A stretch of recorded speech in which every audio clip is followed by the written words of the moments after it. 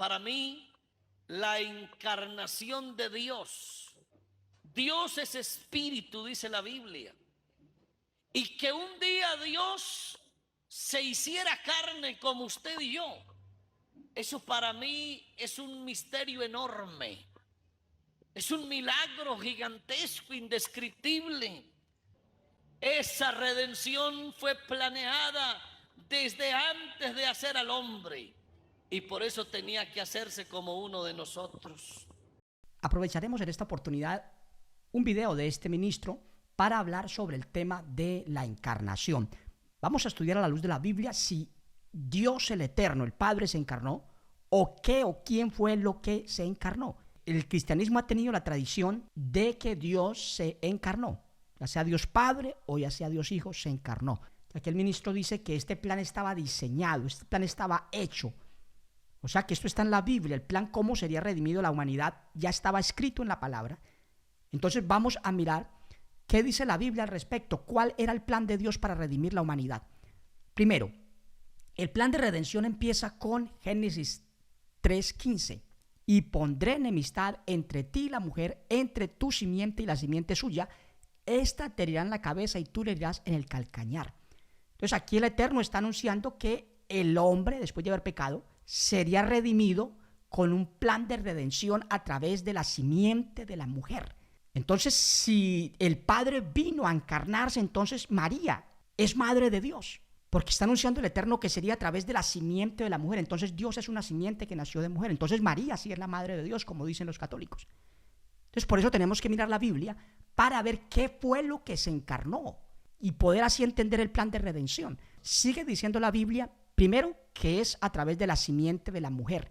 Ahora, el plan se lo explica la Biblia al cristiano por todos lados. Por ejemplo, Salmos 2:7 dice, allí dice el verbo en profecía, la palabra dice, yo publicaré el decreto, Jehová me ha dicho, mi hijo eres tú, yo te engendré hoy. Allí está anunciando que el Padre sería el que engendraría ese ser, que salvaría al mundo.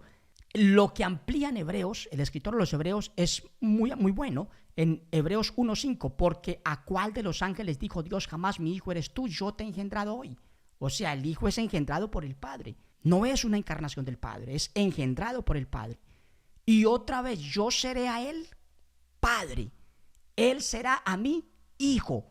Note que aquí está hablando en profecía, está diciendo yo seré, así decía la profecía, originalmente dice, yo seré a él padre, no dice yo me encarnaré, yo seré él, sino yo seré a él por padre, él será a mí por hijo. Él no dijo él será yo mismo encarnado, no.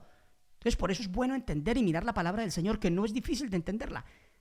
Y luego la escritura dice de este plan de redención, lo tiene la Biblia tan claro que la escritura lo muestra hasta Apocalipsis, que la salvación depende del Padre y del Hijo. Apocalipsis capítulo 7 versículo 10 dice, y clamaban a gran voz diciendo, la salvación pertenece a nuestro Dios que está sentado en el trono y al Cordero.